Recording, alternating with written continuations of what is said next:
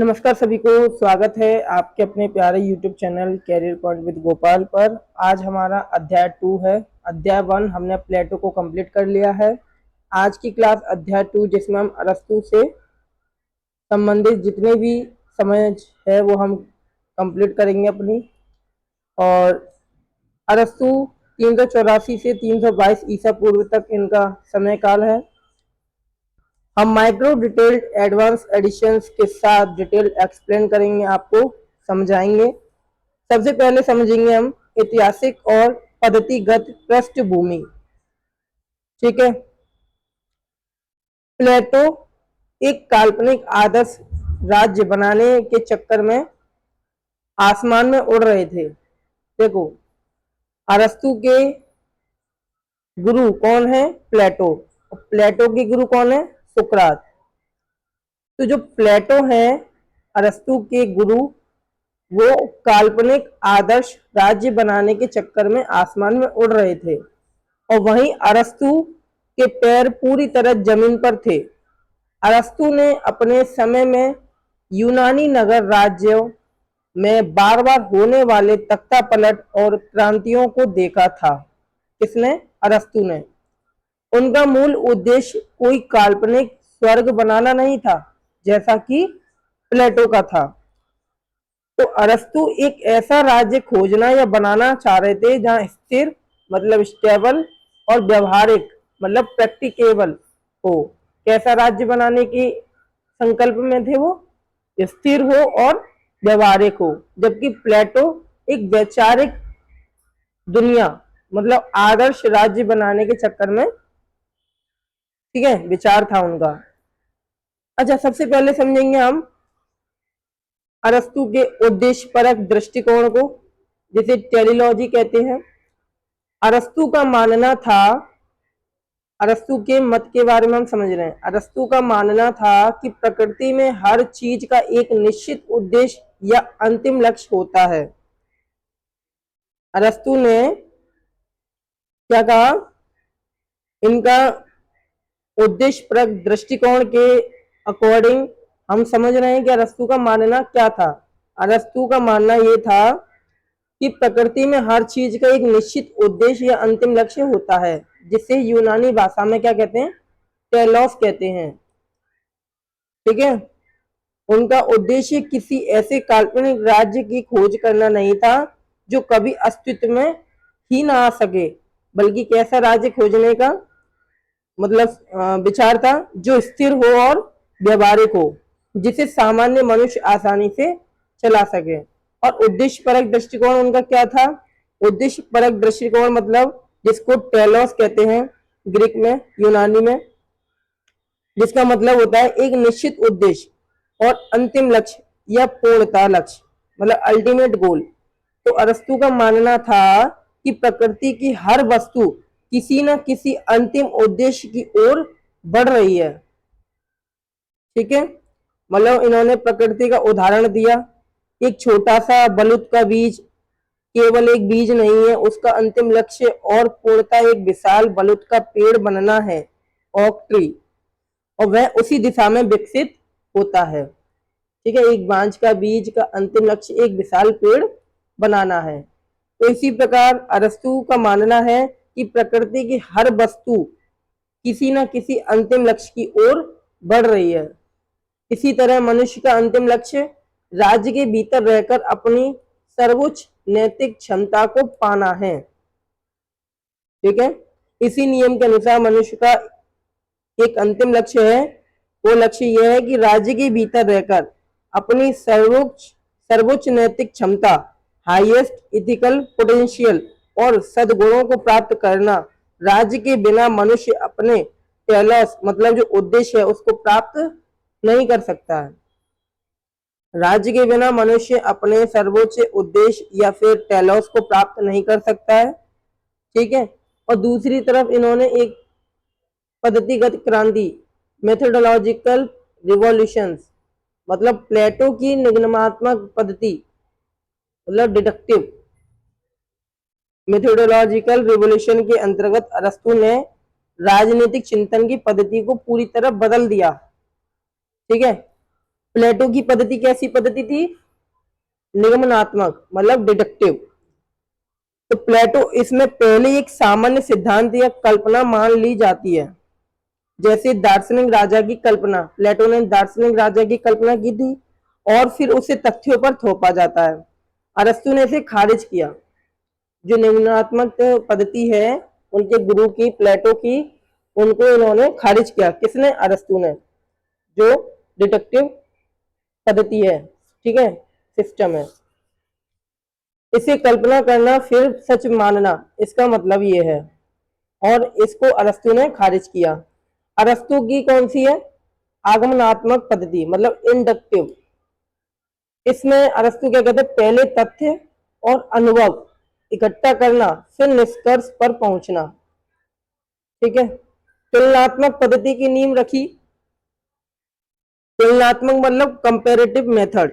अरस्तु ने राजनीतिक वैज्ञानिक की तरह काम करते हुए अपने समय के 158 देशों के संविधान और राजनीतिक व्यवस्थाओं का गहन अध्ययन किया।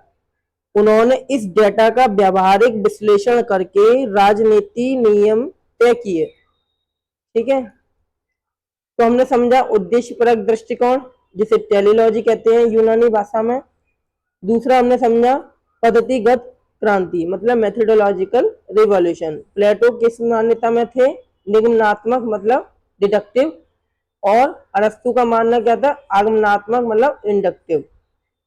आगमनात्मक में ये होता है कि पहले तथ्य और अनुभव को खोजना, समझना और इकट्ठा करना, फिर निष्कर्ष पर पहुंचना। जबकि निगमनात्मक में होता है कि पहले कल्पना करना, फिर सच मानना, ठीक है। तो प्लेटो की जो निम्नात्मक थ्योरी है या निम्नात्मक जो पद्धति है उसको खारिज किया अरस्तु ने, जो उनके शिष्य थे। उन्होंने अपने समय में 158 देशों का पहले संविधान का क्या किया? व्यवहारिक अध्ययन किया, फिर उसको इकट्ठा किया, फिर उसको तय किया, ठीक है। तो निष्कर्ष में यही है कि राजनीतिक विज्ञान के पिता अरस्तु हैं, ठीक है। अरस्तु को राजनीतिक विज्ञान का जनक माना जाता है। इसका मुख्य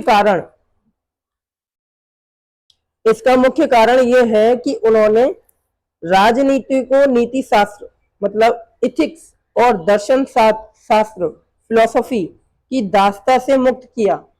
इन्होंने क्या किया? इन्होंने राजनीति को, मतलब जो पॉलिटिक्स है उसको नीति शास्त्र और दर्शन शास्त्र, इथिक्स और फिलोसफी की दास्ता से मुक्त किया। उन्होंने राजनीति को एक स्वायत्त और स्वतंत्र विज्ञान माना और इसे मास्टर साइंस का दर्जा दिया, मतलब सर्वोच्च विज्ञान, ठीक है। और देखो, ये तो हमने पढ़ा अपना जो ओपी गाबा और राजेश मिश्रा बुक में है उसके अकॉर्डिंग। एक बुक्स और है सीएल वेपर, उसके अकॉर्डिंग अरस्तु का इतिहास पहला कैसा था? व्यवहारिक राजनीतिक विचारक था, ठीक है। अरस्तु का इतिहास कैसा था? पहला व्यवहारिक राजनीतिक विचारक था। जो बुक्स है वेपर, उसमें क्या है? उसमें लिखा है कि प्लेटो जहां यूरोप के पहले राजनीतिक दार्शनिक हैं, वहीं अरस्तु पहले राजनीतिक वैज्ञानिक हैं, ठीक है। सीएल वेपर बुक्स में आप पढ़ेंगे कि उसमें लिखा है कि प्लेटो जहां यूरोप के पहले राजनीतिक दार्शनिक हैं, वहीं अरस्तु पहले कौन है? राजनीतिक वैज्ञानिक, ठीक है। अरस्तु का यथार्थवाद, मतलब रियलिज्म, इस बात पर आधारित था कि जो उपलब्ध है उसे बेहतर कैसे बनाया जाए, ठीक है। जो अरस्तु का यथार्थवाद है, रियलिज्म है, वो इस बात पर आधारित था कि जो उपलब्ध है या जो प्रेजेंट में है उसे बेहतर कैसे बनाया जाए, ना कि इस पर कि जो असंभव है उसकी कल्पना कैसे की जाए, जैसे कि प्लेटो कर रहे थे, ठीक है। अच्छा, मध्यम मार्ग क्या है? वेपर्स के अनुसार, मतलब जो वेपर्स बुक में है उसमें क्या बताया गया है कि अरस्तु का पूरा दर्शन अति से बचता है, मतलब जो एक्सट्रीम्स है उससे बचता है। तो प्लेटो के संपत्ति और परिवारों के साम्यवाद जैसी जो अतिवादी विचारधारा है उसको क्या करता है? वो नकारता है। और मध्यम वर्ग, मतलब जो गोल्डन मीन है या फिर जो मध्यम वर्ग के जो शासन है, ठीक है, मध्यम वर्ग के शासन की बात करते हैं जिसे वे सबसे व्यावहारिक मानते हैं। ठीक है, और ओपी गावा बुक जो है क्या बताते हैं, वो बताते हैं ओपी गावा बुक्स में जो दिया है वो सावयव कार्यवाद और राज्य की प्रकृति पर अरस्तु को डिफाइन करते हैं। मतलब जो बुक्स है ओपी गावा वो इस सिद्धांत की गहरी व्याख्या करते हैं कि सिद्धांत की राज्य व्यक्ति से पूर्व है, आगे भी मिलेगा ऐसी बात नहीं है हीरा, ठीक है, राज्य व्यक्ति से पूर्व है। मैं पहले यहां एक्सप्लेन कर देता हूं। ओपी गावा, ओपी गावा बुक्स में आपको देखने को मिलेगा, वो बात किसकी कर रहा है, अरस्तु के, जो राज्य व्यक्ति से पूर्व है। अरस्तु का कहना है कि राज्य व्यक्ति से पूर्व है, state is prior to individual, individual. ठीक है, ये ओपी गावा बुक्स इस सिद्धांत की गहरी व्याख्या करते हैं। मतलब ऐतिहासिक दृष्टि से भले ही व्यक्ति पहले आया हो, व्यक्ति ऐतिहासिक दृष्टि से भले ही पहले आया हो, लेकिन लेकिन तार्किक मतलब जो लॉजिकल और टेलियोलॉजिकल दृष्टि से राज्य पहले है, राज्य पहले है। ठीक है, मतलब लॉजिकली एंड टेलियोलॉजी दृष्टि से राज्य पहले है, बेशक व्यक्ति पहले आया हो। मतलब ये है उनका मानना कि ऐतिहासिक दृष्टि से भले ही व्यक्ति पहले आया हो, लेकिन तार्किक और उद्देश्य परक मतलब टेलियोलॉजी दृष्टि से राज्य पहले है। जैसे कि उन्होंने बताया कि शरीर के बिना हाथ या आंख का कोई स्वतंत्र अस्तित्व या महत्व नहीं होता। भाई शरीर में ये सारे अंग होते हैं हमारे, हाथ होता है, कान होता है, मुंह होता है, जीभ होती है, ठीक है, पैर होते हैं। तो ये सभी बिना हाथ मतलब जो शरीर है वो बिना हाथ आंख का कोई स्वतंत्र अस्तित्व या महत्व नहीं होता है, बिना शरीर के इसका कोई महत्व नहीं है। ठीक है, वैसे ही राज्य के बिना व्यक्ति का कोई मूल्य नहीं है। ये टेलियोलॉजी या उद्देश्य परक के आधार पर अरस्तु का विचार है। ठीक है, मतलब व्यक्ति राज्य के बाहर रहता है, वह या तो पशु है या फिर देवता है। ये अकॉर्डिंग टू ओपी गावा में डिफाइंड है कि राज्य जो है व्यक्ति से पूर्व है। ठीक है, उसी के अकॉर्डिंग मैं आपको एक्सप्लेन कर रहा हूं कि बिना हाथ, जैसे शरीर बिना हाथ या आंख या फिर पैर के बिना, मतलब जो शरीर में जो होता है हाथ आंख पैर, ठीक है, तो शरीर के बिना हाथ आंख पैर का कोई अस्तित्व या महत्व नहीं होता है, वैसे ही राज्य के बिना व्यक्ति का कोई भी महत्व या मूल्य नहीं है। ठीक है, राज्य कृत्रिम नहीं है बल्कि मनुष्य की सामाजिक और नैतिक आवश्यकताओं के स्वाभाविक विकास का क्या है, परिणाम है, रिजल्ट है।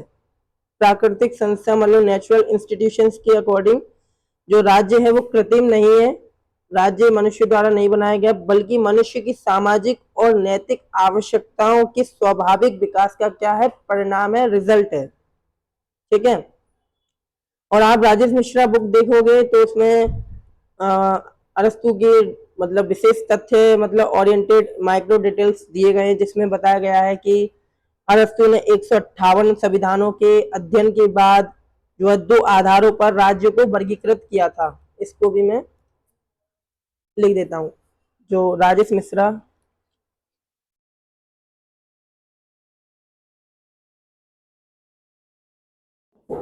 ठीक है, राजेश मिश्रा जो बुक्स है मतलब गाइड्स, उसमें आप देखेंगे 158 संविधानों पर अध्ययन किया था। किसने किया था? अरस्तु ने। ठीक है, अरस्तु ने 158 संविधानों के अध्ययन के बाद अरस्तु ने क्या किया? दो आधारों पर राज्य को वर्गीकृत किया, राज्यों को दो आधारों पर वर्गीकृत किया। कौन कौन से आधार? एक तो है शासकों की संख्या, शासकों की संख्या, ठीक है, और दूसरा है शासन का उद्देश्य, शासन का उद्देश्य। ठीक है, शासन का उद्देश्य और शासकों की संख्या। इसी के आधार पर इन्होंने पॉलिटी को सर्वश्रेष्ठ व्यवहारिक शासन व्यवस्था बताया। ठीक है, अरस्तु की जो आगमनात्मक इंडक्टिव पद्धति है उसका सबसे बड़ा उदाहरण क्या है? जो इनकी मतलब उनकी जो पुस्तक है पॉलिटिक्स, पॉलिटिक्स अरस्तु के द्वारा रचित पॉलिटिक्स जो पुस्तक है उसका पांचवा भाग, ठीक है, पांचवें भाग में इंडक्टिव पद्धति या आगमनात्मक पद्धति का सबसे बड़ा उदाहरण मिलता है, जिसमें उन्होंने बताया क्रांतियों के कारण। उन्होंने क्या बताया? क्रांतियों के कारण, क्रांतियों के कारण जैसे असमानता, अन्याय, ठीक है, असमानता, अन्याय, ठीक है, ये सारे कारण बताए इन्होंने। और असमानता और अन्याय मतलब जो क्रांति के कारण है उसका व्यवहारिक विश्लेषण किया। कैसा विश्लेषण किया? व्यवहारिक विश्लेषण किया, उन्हें रोकने के उपाय बताए, ठीक है। और अरस्तु का यथार्थवाद जो रियलिज्म है, ठीक है, उन्होंने इसमें सामाजिक व्यवस्था से प्रभावित था।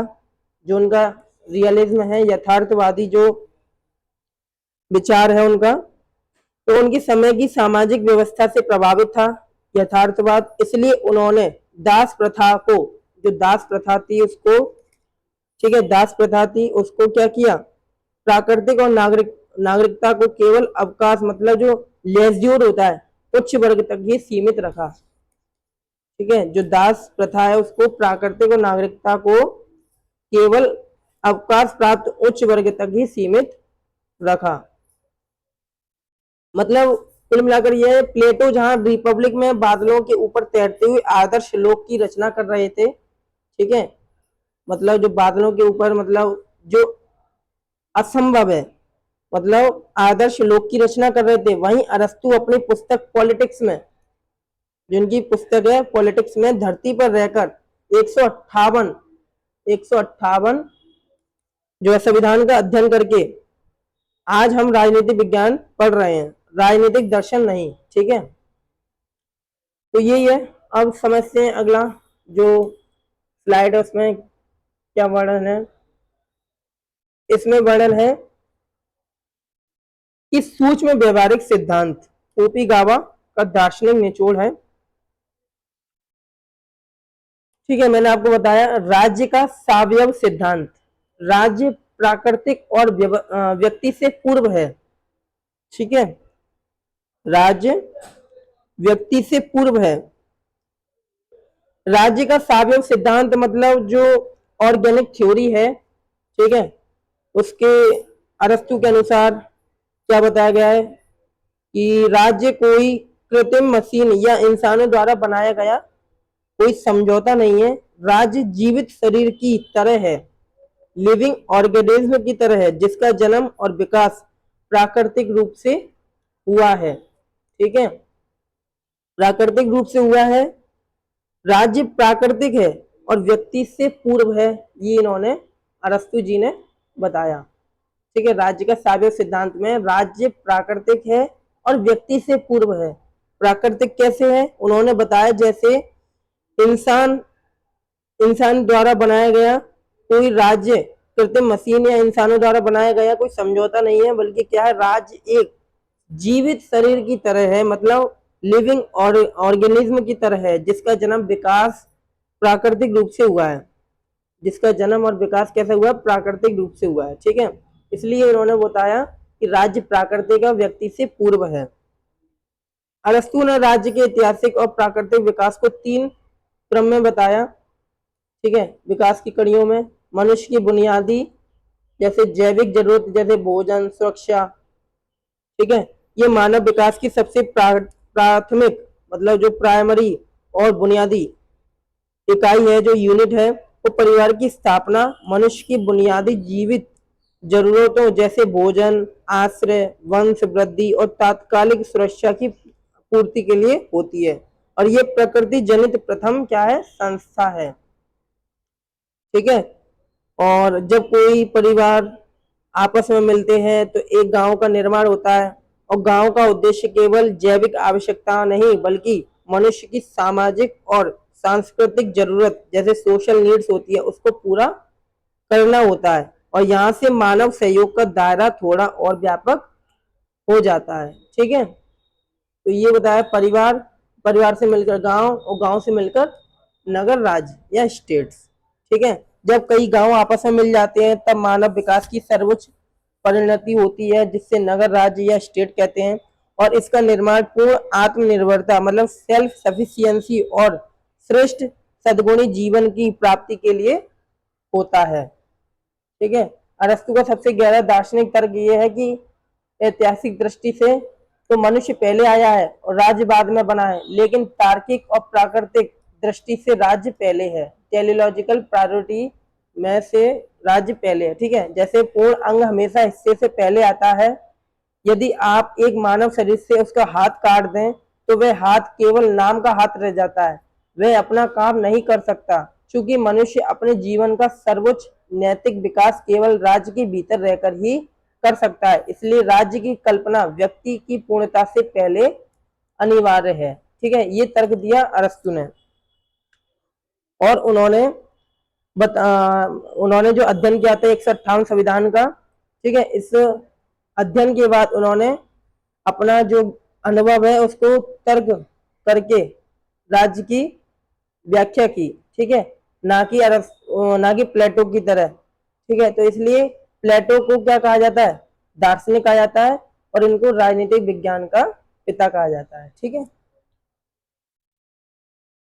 तो यही बताया था इन्होंने, state is prior to individual. ठीक है, मतलब ऐतिहासिक दृष्टि से जो है मनुष्य पहले आया है, लेकिन उसने परिवार बनाया है, गांव बने हैं, और सबसे अंत में राज्य बना है। ठीक है, यही तो बताया गया, परिवार बना है, गांव बना है, फिर राज्य बना है। ठीक है, अंत में इस नाते से राज्य बाद की संस्था है।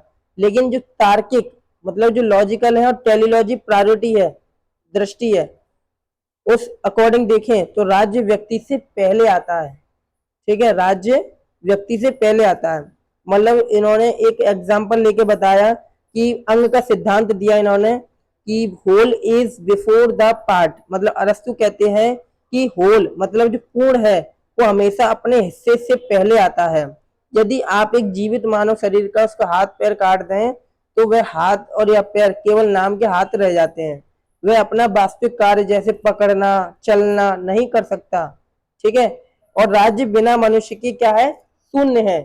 राज्य बिना मनुष्य के क्या है, मतलब राज्य के बिना मनुष्य क्या है, शून्य है। हाथ का महत्व केवल तभी तक है जब तक वह शरीर से जुड़ा है। इसी प्रकार मनुष्य की पहचान और उसकी पूर्णता केवल राज्य के भीतर रहकर ही संभव है। राज्य के बिना या राज्य की कमी से या राज्य के अभाव में मनुष्य अपने सर्वोच्च नैतिक, सर्वोच्च बौद्धिक रूप को प्राप्त नहीं कर सकता। ये इन्हों का आर्ग्यूमेंट है। ठीक है, तो कुल मिलाकर जो निष्कर्ष है वो ये है कि राज्य मनुष्य की सर्वोच्च नैतिक और बौद्धिक क्षमता का क्या है, प्राप्त करने का एकमात्र साधन है। और इसी कारण से राज्य व्यक्ति से पूर्व है। ठीक है, श्रेष्ठ है, सुप्रियर है, अनिवार्य है, इसेंशियल है। और आप ओपी गाबा, राजेश मिश्रा, सीएल वेपर तीनों को अगर पढ़ेंगे तो उसमें आपको विश्लेषण मिलेगा कि अरस्तु के सावयव सिद्धांत मतलब जो ऑर्गेनिक सावयव सिद्धांत जो ऑर्गेनिक मतलब थ्योरी है, उसका मतलब ये नहीं है कि राज्य हाड़ मास का बना है। इसका अर्थ यह है कि राज्य और व्यक्ति के बीच का संबंध है। कैसा है, संबंध है वो भी कैसा संबंध है, अविभाज्य मतलब इंसेपरेबल संबंध है। और कम्युनिटेरियन थिंकर्स गावा अरस्तु को आधुनिक, मतलब जो ओपी गावा बुक्स में आप देखेंगे कि अरस्तु को आधुनिक साम्यवाद का अग्रदूत मानते हैं। अरस्तु व्यक्ति को समाज या राज्य से अलग एक स्वतंत्र अणु नहीं मानते, जैसा कि उदारवादी मानते हैं, लिबरलिज्म मानते हैं। व्यक्ति की स्वतंत्रता और अधिकार राज्य की सामाजिक ताने बाने के भीतर ही सुरक्षित है। ठीक है, मनुष्य स्वभाव से राजनीतिक प्राणी है। Man is by nature a political animal, मतलब जो राजेश मिश्रा बुक्स है उसमें आप देखेंगे एक कोट है जो व्याख्या करता है, क्या व्याख्या करता है अरस्तु के लिए, राजनीतिक होने का मतलब केवल चुनाव लड़ना नहीं है, बल्कि एक न्यायपूर्ण समुदाय का हिस्सा होना है, न्यायपूर्ण समुदाय। ठीक है, और जो व्यक्ति इतना आत्मनिर्भर है कि उस राज्य की आवश्यकता ही नहीं या कोई समाज में रहने योग्य नहीं, तो वह या तो जंगली पशु है या फिर कोई और देवता। ठीक है, ये आप पढ़ोगे तो आपको समझ में आएगा। सामान्य मनुष्य ना तो पशु है ना देवता, इसलिए उसे राज्य से क्या रखा है, अपरिहार्य है। अरस्तु का एक अरस्तु का एक जो है प्रसिद्ध वाक्य है कि राज्य जीवन की आवश्यकताओं के लिए अस्तित्व में आया है और श्रेष्ठ जीवन की निरंतरता के लिए बना हुआ है। ठीक है, राज्य जो है जीवन की आवश्यकताओं के लिए अस्तित्व में आया और श्रेष्ठ जीवन, गुड लाइफ की निरंतरता में बनाए रखने के लिए बना हुआ है। अच्छा, आप सीएल बेकर बुक्स में देखोगे प्लेटो राज्य को एक बृहद आकार का व्यक्ति मानते थे, वहीं अरस्तु क्या मानते हैं, राज्य को समुदायों का समुदाय या अ कम्युनिटी ऑफ कम्युनिटीज कहते हैं।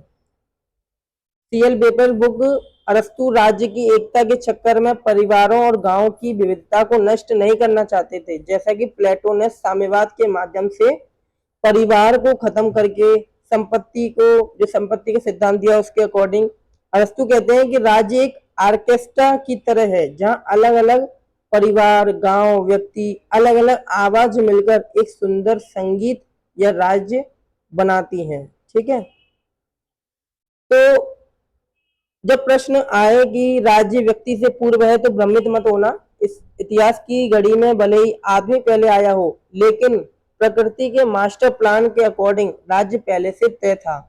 जैसे बीज को देखकर ही माली को पता होता है कि ये पेड़ बनेगा, वैसे ही मनुष्य के जन्म के साथ ही उसका अंतिम गंतव्य राज्य तय था। ठीक है, तो ये बताया है अरस्तु के अकॉर्डिंग। जितनी भी हमने बुक्स गाइड्स के अंदर डिटेल्ड एक्सप्लेन करके पढ़ा है वो मैंने आपको समझा दिया है। एक मिनट चेक कर लें कहीं स्लाइड छूट तो नहीं गई। ठीक है, अच्छा, सेकंड है नागरिकता का सिद्धांत, अरस्तु का नागरिकता का सिद्धांत। अभी तो हमने पढ़ा था सार्वभौम सिद्धांत, राज्य प्राकृतिक और व्यक्ति से पूर्व है। दूसरा है नागरिकता का सिद्धांत, कर्तव्य कर्तव्य और अवकाश पर आधारित। तो इसमें हम पढ़ रहे हैं नागरिकता का सिद्धांत जो अरस्तु ने दिया था, और उन्होंने बताया कि कर्तव्य और अवकाश पर आधारित है नागरिकता का सिद्धांत। मतलब अरस्तु की नागरिकता आज की आधुनिक नागरिकता, जैसे कि वोट देने का अधिकार, टैक्स चुकाना, पासपोर्ट रखना, जैसा नहीं था। यह एक कानूनी स्थिति, लीगल स्टेटस नहीं, बल्कि एक सक्रिय कर्तव्य थी, मतलब एक्टिव ड्यूटी थी। नागरिक कौन है? नागरिक केवल वह व्यक्ति है जो राज्य के विधायी, कानून बनाने और न्यायिक अदालत के कार्यों में सक्रिय रूप से भाग लेता है। अरस्तु के अनुसार नागरिक केवल वह व्यक्ति है जो राज्य के विधायी कार्यों, कानून बनाना, विचार विमर्श करना आदि न्यायिक कार्य जैसे अदालत के कार्य, जूरी के रूप में, ठीक है, सक्रिय रूप से भाग लेता है। नागरिकता का अर्थ है शासन करने और शासित होने की क्षमता। ठीक है, और अवकाश का सिद्धांत अरस्तु के अनुसार राजनीति और न्याय के लिए उच्च विवेक और गुण की आवश्यकता होती है। अरस्तु के अनुसार राजनीति और न्याय के लिए उच्च विवेक मतलब जो तर्क होता है या रीजन होता है, उच्च गुण वर्च्यू की आवश्यकता होती है। इन गुणों को विकसित करने के लिए व्यक्ति के पास अवकाश होना अनिवार्य है। ठीक है, क्या कहा अरस्तु ने? विवेक और गुण की आवश्यकता होती है किसके लिए? राजनीति और न्याय के लिए। और गुण और विवेक किससे आएगा? व्यक्ति के पास अवकाश होने से आएगा। अवकाश होने अनिवार्य है किसके लिए? गुणों को विकसित करने के लिए। अवकाश का वास्तविक अर्थ क्या है? अवकाश का वास्तविक अर्थ है,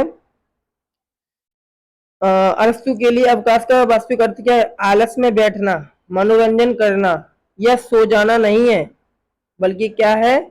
घरेलू चिंताओं और शारीरिक श्रम जैसे खेती, मजदूरी, व्यापार से मुक्ति। ठीक है, जब व्यक्ति भौतिक आवश्यकताओं की पूर्ति के श्रम से मुक्त होगा तभी वे अपना समय सार्वजनिक जीवन और बौद्धिक चिंतन में लगा पाएगा। और इन्होंने बताया कि नागरिकता से बाहर किसको रखा जाएगा? अरस्तु ने अपने राज्य में जनसंख्या के एक बहुत बड़े हिस्से को नागरिकता के अधिकार से वंचित कर दिया।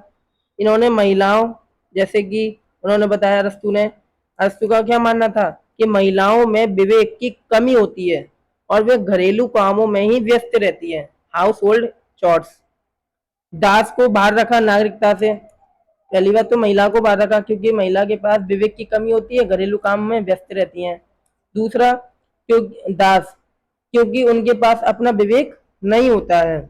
दास के पास अपना विवेक नहीं होता है, वे स्वतंत्र नहीं होते हैं। ठीक है। दूसरा, श्रमिक और व्यापारी, क्योंकि वे दिन रात शारीरिक श्रम, धन कमाने में लगे रहते हैं। इस अत्यधिक श्रम के कारण उनके पास राजनीतिक चिंतन और सद्गुण विकसित करने के लिए आवश्यक अवकाश नहीं था। ठीक है, इस अकॉर्डिंग नागरिकता से बाहर रखते हैं महिलाओं को, दास और श्रमिक और व्यापारी को। ठीक है, तो इस प्रकार हमने पढ़ा नागरिक कौन है? जो विधायी और राजनीतिक या न्याय कार्यों में सक्रिय रूप से भागीरथ हो। ठीक है, और अवकाश का सिद्धांत में हमने पढ़ा कि राजनीतिक और न्याय के लिए उच्च विवेक और गुण की आवश्यकता होती है। इसके लिए व्यक्ति के पास अवकाश होना अनिवार्य है। अवकाश का मतलब आलस में बैठना नहीं, बल्कि क्या है? घरेलू चिंताओं, शारीरिक श्रम जैसे खेती मजदूरी से मुक्ति है। ठीक है, मतलब चिंतन करते रहना है, राजनीतिक चिंतन।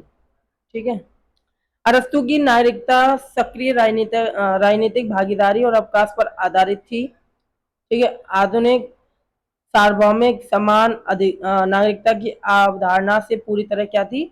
भिन्न थी, डिफरेंट थी।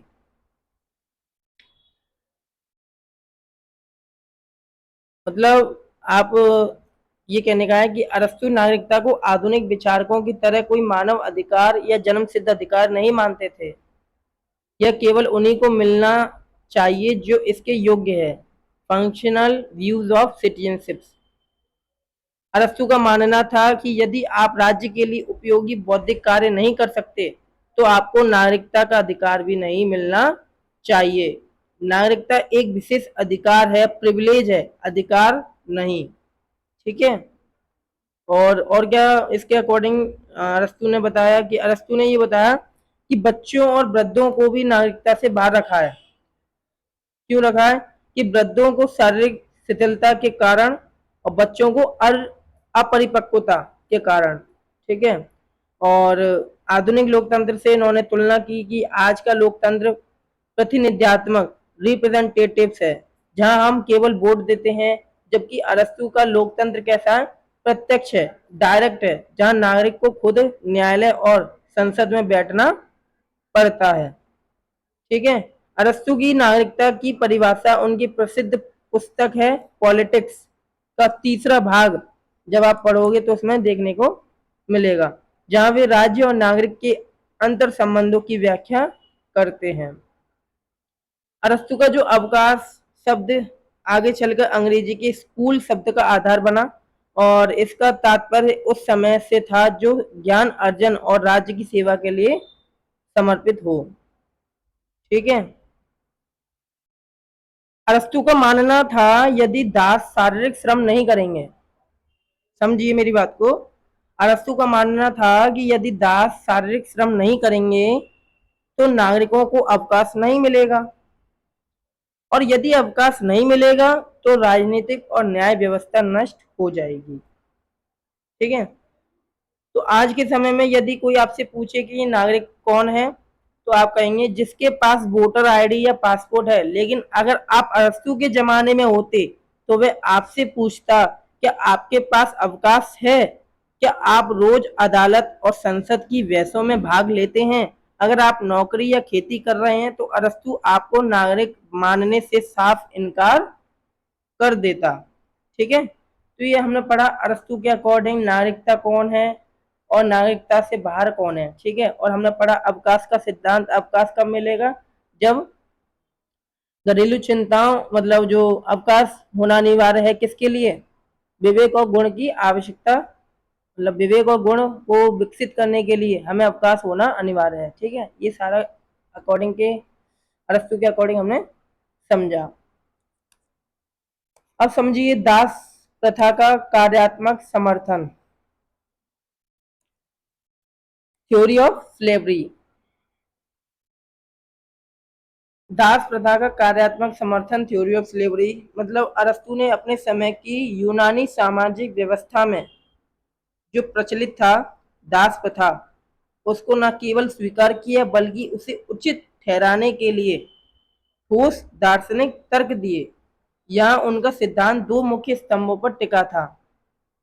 ठीक है। अरस्तु का प्राकृतिक संतुलन, मतलब अरस्तु ने अपने यूनानी समय में सामाजिक व्यवस्था में जो प्रचलित थी दास प्रथा, उसको उचित और ठोस दार्शनिक तर्क के माध्यम से दो सिद्धांत या दो मुख्य स्तंभों पर टिका हुआ है। ठीक है। पहला है प्राकृतिक असमानता। प्राकृतिक असमानता, जिसमें अरस्तु का दृढ़ विश्वास था कि प्रकृति ने सभी मनुष्यों को समान नहीं बनाया है। ठीक है। प्रकृति जन्म से ही असमानता पैदा करती है। यह है प्राकृतिक असमानता का, ठीक है, जो कि दास प्रथा का कार्यात्मक समर्थन में अरस्तु कहते हैं कि प्रकृति ने सभी मनुष्यों को बराबर नहीं बनाया। कुछ लोग जन्म से ही बुद्धिमान और शासन करने के लिए पैदा होते हैं, जबकि कुछ लोग केवल शारीरिक श्रम करने के लिए बने होते हैं। ठीक है। तो इन्होंने दोनों की तुलना करते हुए बताई कि कुछ लोग जन्म से ही उच्च बुद्धि, विवेक, नेतृत्व क्षमता के साथ पैदा होते हैं, वे शासन करने के लिए बने होते हैं, जिन्हें अरस्तु स्वामी या मास्टर कहता है। और इसी के अपोजिट, विपरीत, कुछ लोग जन्म से ही केवल शारीरिक क्षमता, मजबूत शरीर के साथ पैदा होते हैं, ठीक है, जिनमें बौद्धिक क्षमता का अभाव होता है, वे केवल शारीरिक श्रम करने के लिए बने होते हैं, और इन्हें अरस्तु क्या कहते हैं, दास कहते हैं, स्लेव कहते हैं। ठीक है। अरस्तु के अनुसार दास प्रथा कोई अत्याचार नहीं है, बल्कि क्या है, स्वामी और दास दोनों के कल्याण के लिए आवश्यक उपयोगी है।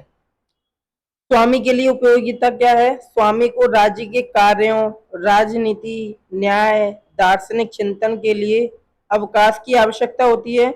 जब दास घर का सारा शारीरिक और उत्पादन का कार्य संभाल लेगा, तब स्वामी घरेलू चिंताओं से मुक्त होकर राज्य की सेवा में अपना समय दे पाएगा। ठीक है। दास के लिए उपयोगिता क्या है, चूंकि दास में स्वयं का विवेक नहीं होता है, इसलिए यदि वे अकेला रहेगा तो विनाश कर लेगा। जब एक बुद्धिमान और विवेकशील स्वामी की छत्र छाया और संरक्षण में रहेगा, तो स्वामी के संग मतलब स्वामी के साथ उसके भीतर धीरे धीरे विवेक और सद्गुणों का क्या होगा, विकास होगा। तो अरस्तु का जो प्राकृतिक असंतुलन और दास और स्वामी के बीच का जो बताया उन्होंने अर्थ, तो अरस्तु इस व्यवस्था को समाज के लिए संतुलन और अनिवार्य मानते हैं। जैसे कि एक जीवित शरीर में सिर जो कि बुद्धि स्वामी है, पैर जो कि श्रम और दास है, दोनों की आवश्यकता होती है, वैसे ही समाज के संचालन के लिए दोनों वर्ग अपरिहार्य हैं। कार्यात्मक विभाजन में बताया कि राज्य में सभी नागरिकों का कार्य समान नहीं हो सकता, ठीक है। और बताया कि दास प्रथा स्वाभाविक और न्यायिक और संपूर्ण समाज के लिए कल्याणकारी है, ठीक है।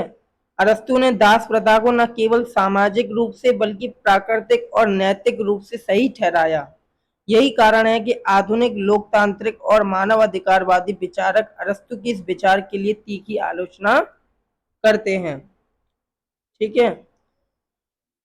दासों के दो प्रकार, अरस्तु ने दासों को दो प्रकार से बांटा, प्राकृतिक दास और कानूनी दास। प्राकृतिक दास मतलब नेचुरल स्लेव्स, जो कि बताया कि जन्म से ही मंद बुद्धि और केवल शारीरिक योग्य होते हैं। कानूनी दास युद्ध में पराजित कैदी, लेकिन अरस्तु यहाँ एक अपवाद छोड़ते हैं, एक्सेप्शन देते हैं। क्या? यदि युद्ध में पराजित व्यक्ति कोई बुद्धिमान यूनानी ग्रीक है तो उसे दास नहीं बनाया जा सकता, क्योंकि यूनानी जन्म से ही स्वतंत्र और विवेकशील होते हैं, ठीक है। और अरस्तु स्वामी को दास पर अत्याचार करने की अनुमति नहीं देते हैं, ठीक है। स्वामी को दास के साथ मित्रवत दयालु व्यवहार करना चाहिए, क्योंकि दास स्वामी के शरीर का ही एक क्या है, विस्तारित भाग है, हिस्सा है, अंग है। अरस्तु एक अत्यंत महत्वपूर्ण बात भी कहते हैं, यदि कोई दास स्वामी की सेवा करते करते विवेक और बुद्धि विकसित कर लेता है तो स्वामी को उसे दासता से क्या कर देना चाहिए, मुक्त कर देना चाहिए, ठीक है। और अरस्तु ने अपनी जो पुस्तक है उसमें सिद्धांत का अंत विरोध को रेखांकित करते हुए बताया कि दास में विवेक नहीं होता है। दूसरी तरफ कहते हैं कि स्वामी के संग में रहते विवेक सीख सकता है। यदि विवेक सीख सकता है तो वह जन्म से प्राकृतिक दास कैसे हुआ, ठीक है। और अरस्तु का ये सिद्धांत पूरी तरह से यूनानी अर्थव्यवस्था को बचाने का एक क्या है, कंजर्वेटिव प्रयास था, अनुदारवादी क्या था, प्रयास था। आज के युग में अमानवीय और अस्वीकार है। अरस्तु अपने युग का क्या है, कैदी था। अरस्तु अपने युग का कैदी था, ये किसके अकॉर्डिंग मिलता है, सीएल वेपर बुक में देखने को मिलेगा दास प्रथा के मामले में। यूनान के तत्कालीन नगर राज्यों की संपूर्ण अर्थव्यवस्था दासों पर कैसे थी, आधारित थी। यदि अरस्तु दास प्रथा का विरोध करते तो यूनानी पूरी सभ्यता को राजनीतिक ढांचा ढह जाता। प्लेटो से तुलना करें तो प्लेटो ने अपनी पुस्तक रिपब्लिक में कभी भी दास प्रथा का स्पष्ट उल्लेख नहीं किया। अरस्तु ने आगे बढ़कर इसका वैज्ञानिक और दार्शनिक औचित्य सिद्ध करने का प्रयास किया। उन्हें वैज्ञानिक यथार्थवाद पर एक क्या बड़ा धब्बा दिया, ठीक है। तो अरस्तु का यथार्थवाद यहाँ आकर थोड़ा संकीर्ण हो जाता है। वे कहते हैं कि प्रकृति ने बैल को हल चलाने के लिए बनाया, वैसे ही कुछ इंसानों को दूसरों की सेवा के लिए बनाया। भले ही परीक्षा के दृष्टिकोण से इस कार्य विभाजन और अवकाश के सिद्धांत को समझना है, लेकिन एक आधुनिक समाज में हम इस रंग भेद और बौद्धिक क्रूरता का समर्थन कभी नहीं कर सकते, ठीक है। और इसी में हमने देखा कि अरस्तु का प्राकृतिक संतुलन स्वामी और दास के बीच में, स्वामी शासन, निर्णय, राजनीति, दर्शन और ज्ञान का कार्य करते हैं। दास शारीरिक श्रम, उत्पादन और घरेलू कार्य का संपादन करता है। स्वामी के लिए दास का घर का सारा शारीरिक काम कर देना, स्वामी की राजनीतिक और दर्शन के लिए अवकाश मिलता है और अवकाश से विवेक बढ़ता है। अरस्तु का कहना है दास में अपना विवेक नहीं होता है। जब एक बुद्धिमान स्वामी के साथ रहता है तो स्वामी विवेक की छाया में धीरे धीरे विकास कर देता है, ठीक है। तो अरस्तु का ये निष्कर्ष है कि राज्य में सभी नागरिकों का समान कार्य नहीं हो सकता। जैसे शरीर में सिर और पैर दोनों आवश्यकता होती है, समाज में स्वामी और दास की दोनों की आवश्यकता होती है। दास प्रथा स्वाभाविक और न्यायिक सर्वतिकारी होता है, ठीक है। ये अरस्तु के अकॉर्डिंग हमने डिटेल्ड एक्सप्लेन कर दिया आपको। अरस्तु की दास प्रथा, एक मिनट, अरस्तु की दास प्रथा का कार्यात्मक समर्थन, थ्योरी ऑफ स्लेवरी। आज के युग में दास प्रथा एक अपराध है, लेकिन अरस्तु ने इसका खुलकर वैज्ञानिक और व्यवहारिक समर्थन किया। अरस्तु का मानना है कि दास प्रथा कोई कृत्रिम व्यवस्था नहीं है। अरस्तु का मानना क्या है कि दास प्रथा कोई कृत्रिम व्यवस्था नहीं है, बल्कि यह पूरी तरह प्राकृतिक समाज के सुचारू संचालन के लिए आवश्यक है। ठीक है, तो अरस्तु की दास प्रथा का कार्यात्मक समर्थन थ्योरी ऑफ स्लेवरी में। आज के युग में दास प्रथा एक अपराध है, लेकिन अरस्तु ने इसका खुलकर वैज्ञानिक और व्यावहारिक समर्थन किया है। प्राकृतिक असमानता। प्रकृति ने सभी मनुष्यों को बराबर नहीं बनाया है। प्रकृति ने सभी मनुष्यों को बराबर नहीं बनाया है, समान योग्यताओं या क्षमताओं के साथ पैदा नहीं किया है। कुछ लोग जन्म से ही बुद्धिमान और शासन करने के लिए पैदा होते हैं, जैसे स्वामी, जबकि कुछ लोग केवल शारीरिक श्रम करने के लिए बने होते हैं, जैसे कि दास। तो natural inequality is the basis of social order according to Aristotle. ठीक है, दोनों के लिए उपयोगी है, दास के लिए स्वामी और स्वामी के लिए दास। दास घर का सारा शारीरिक काम करेगा, इससे स्वामी को राजनीति और दर्शन के लिए अवकाश मिलेगा। अवकाश मिलेगा तो विवेक उत्पन्न होगा। ठीक है, दास के लिए दास में अपना विवेक नहीं होता है। जब वह एक बुद्धिमान स्वामी के साथ रहेगा तो स्वामी के विवेक की छाया में उसका भी धीरे धीरे विकास होगा। ठीक है, अरस्तु का प्राकृतिक संतुलन, प्राकृतिक असमानता। प्रकृति की योजना क्या है? स्वामी और दास, उच्च बौद्धिक क्षमता वाला और उच्च शारीरिक क्षमता। स्वामी जो कि शासन करता है, निर्णय लेता है, राजनीति और दर्शन में समय देता है। दास क्या करता है? शारीरिक श्रम करता है, स्वामी की सेवा करता है, स्वामी के विवेक की छाया में उसका भी विकास होता है। तो समाज का सुचारू एवं संतुलित संचालन होता है। ठीक है, तो ये क्या है? ये प्राकृतिक असमानता है, और अरस्तु का प्राकृतिक संतुलन हमने आपको डिटेल एक्सप्लेन कर दिया है। अब चलते हैं अपने नेक्स्ट। अरस्तु, एक मिनट, ये तो हो गया। अरस्तु का क्रांतियों का सिद्धांत और स्वर्णिम मध्य मार्ग, गोल्डन मीन। अरस्तु ने अपनी प्रसिद्ध पुस्तक पॉलिटिक्स के 5वें भाग में क्रांतियों के कारण और उन्हें रोकने के उपाय का वैज्ञानिक विश्लेषण किया है। पॉलिटिक्स इनके द्वारा रचित बुक्स है, और उसमें उसका 5वां भाग है जिसमें बताया है अरस्तु का क्रांतियों का सिद्धांत। ठीक है, और क्रांतियों के कारण बताए हैं, उन्हें रोकने का उपाय बताया है उन्होंने। तो क्रांतियों का अर्थ क्या है? मतलब क्रांति का अर्थ क्या है? Meaning of revolution. संविधान में होने वाला कोई भी छोटा या बड़ा बदलाव, जैसे लोकतंत्र से कुलीन तंत्र बनना या किसी कानून में संशोधन, क्या कहलाता है? क्रांति कहलाता है। आधुनिक युग में क्रांति का अर्थ है सत्ता का हिंसक तख्ता पलट होना, लेकिन अरस्तु के लिए संविधान में होने वाला कोई भी छोटा या बड़ा बदलाव ही क्या कहलाता है? क्रांति कहलाता है। लोकतंत्र, कुलीन तंत्र, मतलब डेमोक्रेसी और aristocracy. Every change in constitution is a revolution, Aristotle. Aristotle का जो मत है, विचार है, वो क्या है कि संविधान में छोटा या बड़ा बदलाव क्या कहलाएगा? क्रांति कहलाएगा। ठीक है, चाहे वो कैसा भी बदलाव हो। मतलब ये है कि शासन का जो रूप है वो लोकतंत्र से बदलकर कुलीन तंत्र में हो जाता है, या किसी मौजूदा कानून में कोई मामूली संशोधन भी किया जाता है, तो अरस्तु उसे क्या कहते हैं? क्रांति कहते हैं, रिवॉल्यूशन कहते हैं। अरस्तु का जो प्रसिद्ध कथन है, जो कोट है, वो क्या है? Every change in constitution is a revolution. ठीक है, संविधान में प्रत्येक परिवर्तन क्या कहलाता है? क्रांति कहलाता है। क्रांति का मूल कारण असमानता की भावना। अरिस्टोटल कहते हैं कि क्रांति आने का मुख्य कारण क्या है? इनइक्वालिटी।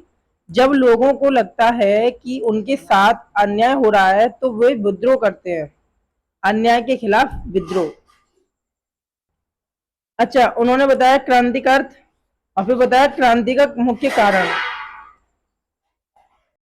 अब समझते हैं कि उन्होंने समाधान क्या बताया। तो क्रांतियों से बचने के लिए अरस्तु ने अपने नैतिक सिद्धांत, कौन सा सिद्धांत है नैतिक?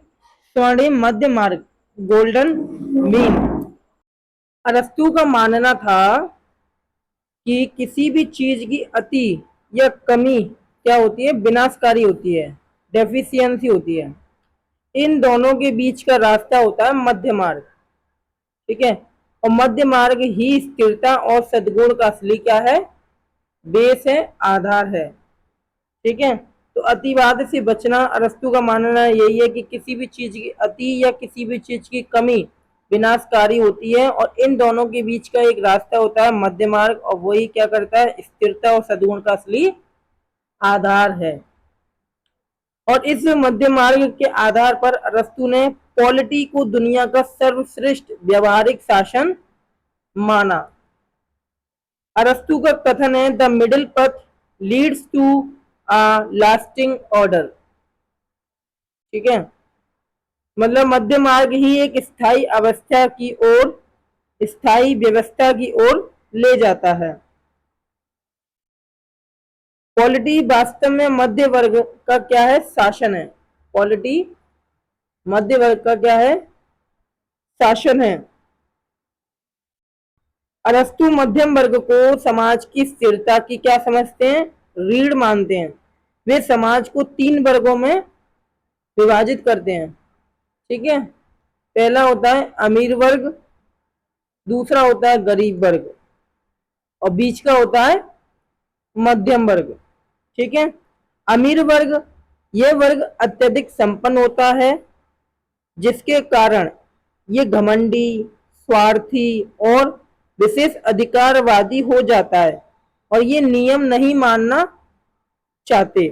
गरीब गरीब कैसे होते हैं, ये वर्ग अत्यधिक अभाव में जीता है, मतलब अत्यधिक कमी में जीता है, जिसके कारण ईर्ष्या करने वाला, असंतुष्ट, विद्रोही प्रवृत्ति का हो जाता है। मध्यम वर्ग वाला, मध्यम वर्ग इन दोनों के बीच का क्या है, ये वर्ग है।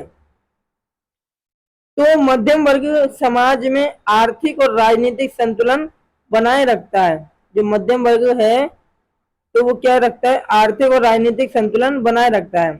ये वर्ग ना तो अमीरों की तरह घमंडी होता, न गरीबों की तरह ईर्ष्यालु होता। ये दोनों वर्गों के बीच का एक ब्रिज है, काम करता है। जिस राज्य में मध्यम वर्ग मजबूत होता है, वहां क्रांतियां नहीं होती और समाज का सबसे ज्यादा स्थिरता मिलती है। तो अरस्तु के अनुसार अस्टेबल, एक कोट है उनका, astable society thrive in the middle, और बैलेंस इंश्योर कंटिन्यूटी, संतुलन निरंतरता सुनिश्चित करता है। और अरस्तु ने राजनीतिक वैज्ञानिक की तरह नहीं बल्कि एक क्लिनिकल फिजिशियन मतलब चिकित्सक की तरह काम किया है। अरस्तु ने यूनान के 158 संविधानों का अध्ययन किया। उसने क्रांति को राज्य की एक बीमारी माना। क्या माना, क्रांति को राज्य की एक बीमारी माना। पहले उसके लक्षणों को ढूंढा, मतलब कारणों को ढूंढा, जैसे कि हमने आपको बताया। फिर इन्होंने समाधान ढूंढा, मतलब पहले कारण, भाई क्रांति क्या है, क्रांति का अर्थ समझा दिया, मतलब क्रांति क्या है, बीमारी है। तो बीमारी का इन्होंने कारण मतलब लक्षण देके, ठीक है, फिर उसकी दवा मतलब समाधान को बताया। तो पॉलिटी और मध्य मार्ग को सुझाया। ठीक है, और मतलब जो गरीब वर्ग है वो पूर्ण समानता चाहता है कि हमें अमीरों की बराबरी अधिकार मिले, और अमीर वर्ग क्या चाहता है, आनुपातिक असमानता मतलब प्रोपोर्शनल इनइक्वालिटी चाहता है कि हमारे पास ज्यादा धन है तो हमें ज्यादा राजनीतिक शक्ति मिलनी चाहिए। इन दोनों का टकराव क्या होता है, क्रांति होता है, और क्रांति का समाधान क्या है, मध्यम वर्ग। जब शासक भ्रष्ट हो जाए या जनता के पैसे का दुरुपयोग करे, ठीक है, तब क्रांति होता है। या फिर जब अयोग्य लोगों को पुरस्कृत किया जाए या योग्य लोगों की उपेक्षा की जाए, या फिर जब अपराधियों को सजा का डर हो या निर्दोषों को अन्याय का भय हो, तब क्रांति होती है। या जब जनता का शासन कमजोर हो या अयोग्यता के कारण उससे घृणा करने लगे। ठीक है, तो ये विशेष कारण है, स्पेसिफिक कॉजेज हैं क्रांति के। जो कि शासकों की दृष्टता या लालच, जब शासक भ्रष्ट हो जाता है तब, ठीक है। और विशेष शासन प्रणाली में विशेष, जैसे कुलीन तंत्र। कुलीन तंत्र क्या होता है? ओलिगार्ची क्या होता है? जब अमीरों का आपस में ही झगड़ा हो जाए या वे गरीबों का अत्यधिक शोषण करें, ठीक है। और लोकतंत्र क्या होता है? जब जनोत्तेजक नेता, मतलब जो डेमागोगस होते हैं, अमीरों को भड़काकर उनके धन को छीनने का प्रयास करते हैं, तो अमीर मिलकर क्या करते हैं? विद्रोह करते हैं, ठीक है। और हाँ, जो पॉलिटी है ना, पॉलिटी पॉलिटी वास्तव में ओलिगार्की मतलब अमीरों का तंत्र, और डेमोक्रेसी मतलब गरीबों का तंत्र का क्या है? एक सुंदर मिश्रण है। पॉलिटी की संरचना देखे हैं तो पॉलिटी वास्तव में ओलिगार्की होता है, अमीरों का तंत्र, और डेमोक्रेसी होता है, गरीबों का तंत्र। तो उन दोनों का एक सुंदर मिश्रण है। तो अरस्तु क्या कहते हैं? अरस्तु कहते हैं कि शुद्ध लोकतंत्र एक विकृत शासन है, लेकिन जब उसमें कुलीन तंत्र के कुछ अच्छे तत्व मिला दिए जाएं तो वह क्या बन जाता है? पॉलिटी बन जाता है। और उन्होंने क्रांति को रोकने का सामान्य उपाय भी बताए। रेमेडीज क्या है? कानून का शासन, रूल ऑफ लॉ, कानून के छोटे छोटे उल्लंघन को भी गंभीरता से रोका जाना चाहिए, तब जाके क्रांति रुकेगी। या नागरिकों को शिक्षित करना चाहिए, शिक्षा एक ऐसी होनी चाहिए जो संविधान के मूल्यों के अनुकूल हो। तीसरा समाधान बताया, समानता का व्यवहार, बिहेवियर ऑफ इक्वलिटी, मतलब किसी भी एक व्यक्ति या वर्ग के हाथ में अत्यधिक शक्ति या अत्यधिक पावर का संकेंद्रण, मतलब कंसंट्रेशन ऑफ पावर नहीं होना चाहिए। किसी भी प्रकार का एक ही व्यक्ति के पास पावर नहीं होनी चाहिए, ठीक है। तो ये समाधान बताया इन्होंने। और आलोचना भी की कि अरस्तु का ये सिद्धांत बहुत रूढ़िवादी या यथार्थ स्थितिवादी है। मतलब आलोचक जो थे, क्रिटिसाइजर जो थे, उनका अरस्तु का क्या किया? इन्होंने आलोचना की, क्या कह के? कि ये जो है बहुत रूढ़िवादी हैं या यथास्थितिवादी हैं। वे किसी भी बदलाव को क्रांति मानकर उसे रोकने की बात करते हैं, ठीक है, जो प्रगतिशील समाज के लिए सही नहीं है। तो कुल मिलाकर ये अरस्तु का क्रांति का सिद्धांत ये है कि मध्यम वर्ग की अवधारणा आज भी उतनी प्रासंगिक है। आधुनिक समाज शास्त्र भी मानता है जिस देश में मिडिल क्लास जितना बड़ा और मजबूत होता है, उस देश का लोकतंत्र उतना ही मजबूत होता है, ठीक है। तो ये क्रांति का जो सिद्धांत है वो अरस्तु का हमने समझ लिया है। क्रांति का अर्थ, क्रांति का कारण, क्रांति का समाधान, ठीक है। और उन्होंने बताया कि स्वर्णिम मध्य मार्ग ही है जो कि क्या है? किसी भी अतिवाद से बचकर मध्य मार्ग अपनाना ही स्थिरता और सद्गुण का क्या है?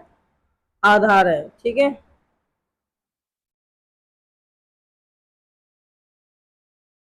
अरस्तु के मूल ग्रंथ एवं महत्वपूर्ण कथन।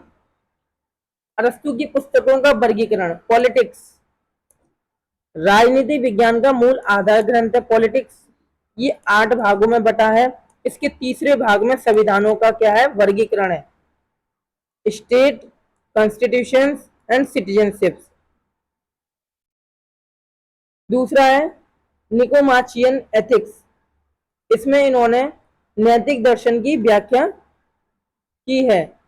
कैसे सद्गुण मनुष्य को परम आनंद या यूडेमोनिया की ओर ले जाता है, ठीक है। Virtue, character, eudaimonia. तीसरा है कॉन्स्टिट्यूशन ऑफ एथेंस। अरस्तु ने 158 संविधानों का अध्ययन किया था, ठीक है। इन 158 संविधानों में से केवल यही एक मूल शोध पत्र आज सुरक्षित बचा है। कौन सा? The constitution of Athens by Aristotle. महत्वपूर्ण दार्शनिक कथन, इंपोर्टेंट कोट्स हैं इनके। मनुष्य स्वभाव से एक राजनीतिक प्राणी है। Man is by nature a political animal, according to Aristotle. Aristotle कहते हैं मनुष्य स्वभाव से एक राजनीतिक प्राणी है। जो व्यक्ति समाज या राज्य के बिना रहता है वह या तो जंगली जानवर है या फिर कोई देवता। He is either a beast or a god, Aristotle के according. Outside the state there is no true human life. कानून वासना से मुक्त विवेक है।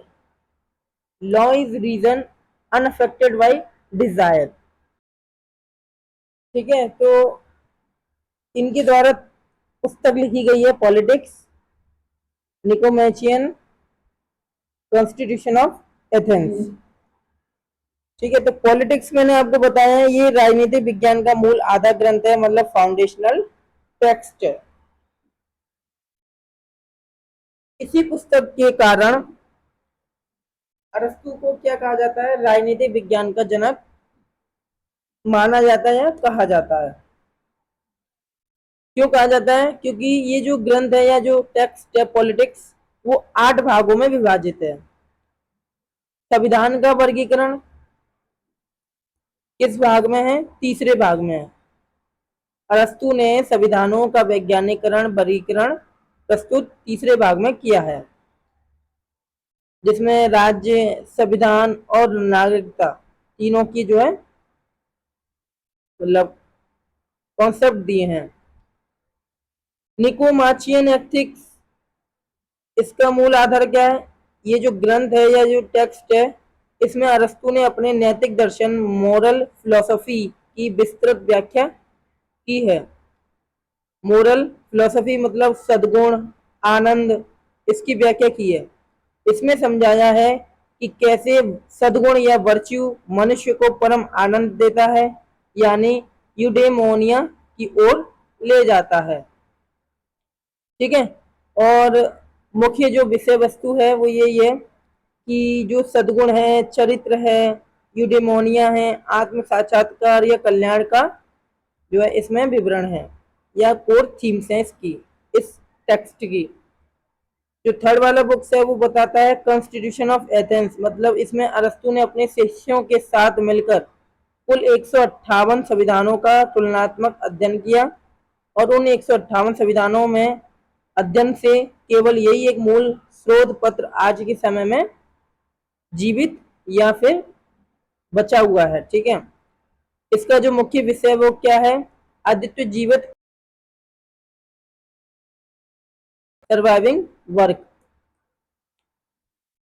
तो हमने कथन तो देख ही लिए, मनुष्य स्वभाव से राजनीतिक प्राणी है। इसका मतलब क्या है, इसका मतलब है कि जो है राज्य के बिना मनुष्य अपने उच्चतम स्वरूप प्राप्त नहीं कर सकता। जो मनुष्य का उच्चतम लक्ष्य है वो राज्य के बिना प्राप्त नहीं कर सकता। दूसरा जो कथन है, जो व्यक्ति समाज या राज्य के बिना रहता है वे या तो जंगली जानवर है या फिर कोई देवता। मतलब जो मनुष्य से नीचे हैं जानवर, या वह तो मनुष्य से ऊपर है, जीवन संभव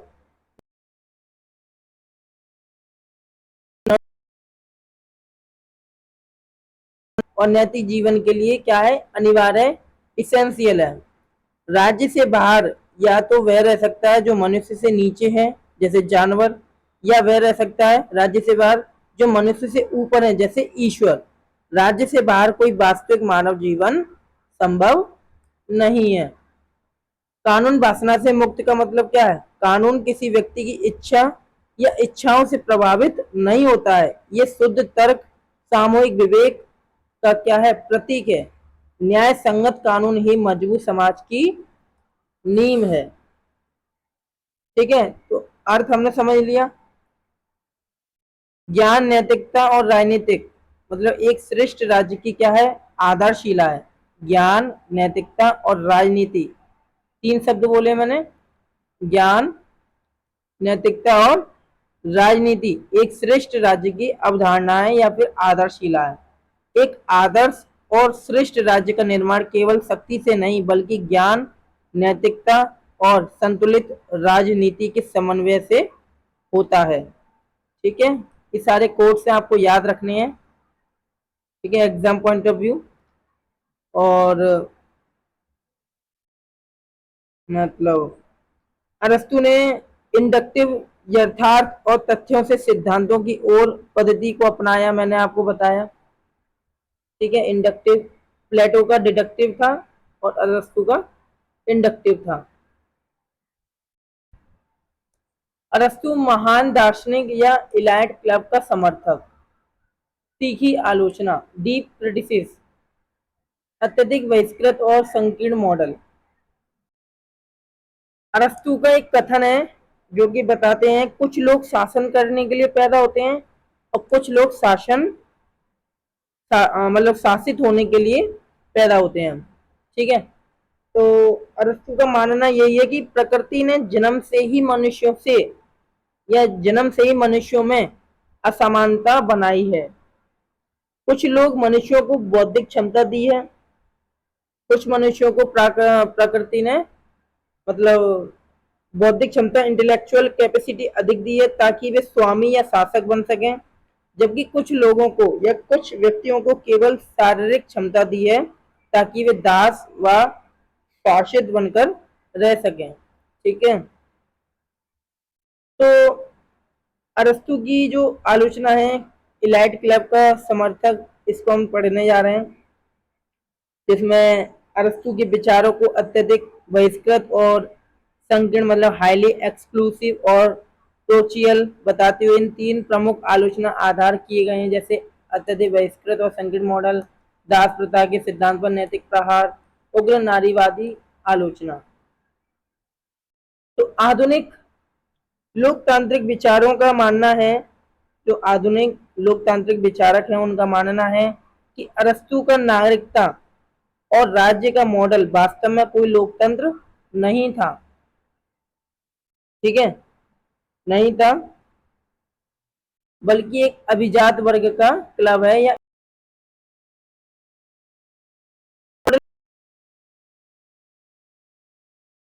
विशेष अधिकार प्राप्त वर्ग यानी अभिजात वर्ग का क्लब था। ठीक है, ये जो मॉडल दिया था इन्होंने